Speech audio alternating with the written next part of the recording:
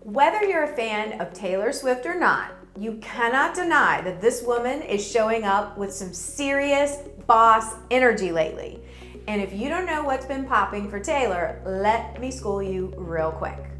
As a budding singer and songwriter back in 2005, Taylor signed her first record deal. And the contract stipulated that the company would own the original recordings of her first 6 albums.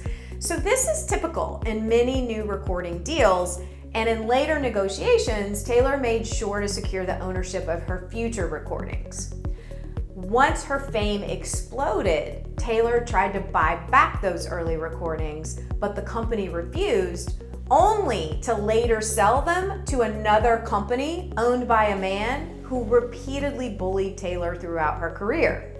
Instead of shrinking away and backing down or chalking it up to a big mistake and moving on, Taylor is taking ownership by re-recording and re-releasing all of her old music. While you may not have an album recording saga to deal with, I'm willing to bet there's an area in your life that you're just not owning right now. Am I right? Oh, hey, I'm Susan Hyatt, and this is Go Time TV. This is the show about creating what you crave right now. Whatever it is, we're gonna create it right here on Go Time TV. Where in life do you need to take ownership? I'll give you one example. Whenever something crumbles into a Lifetime movie-worthy mess in my own life, like staying in a toxic friendship too long, or entering a professional relationship with someone even though my gut was screaming not to, I always take ownership of the situation by asking myself, what role did I play in creating this unpleasant situation? Did I ignore my intuition? Overlook a red flag?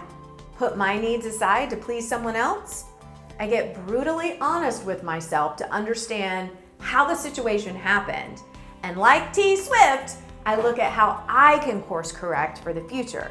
Instead of re-recording songs, I might hole up in my own mental studio and create a firm set of boundaries so things don't devolve into a hot mess again.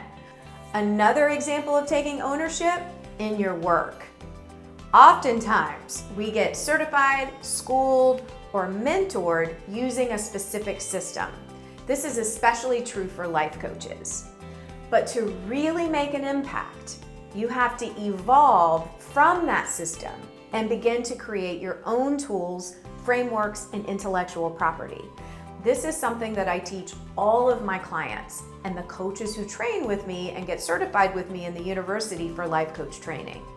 A lot of coaches never create their own signature system because it feels too big and daunting.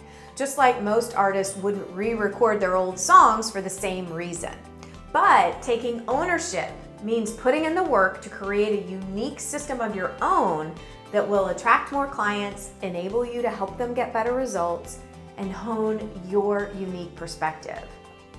Now that you know what ownership looks like, I want you to play detective and investigate your life. Are there places where you can take ownership?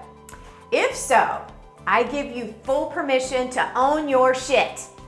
If you are ready to own it and enjoyed this episode, please tap the thumbs up button below and hit subscribe to get notified when we release new episodes.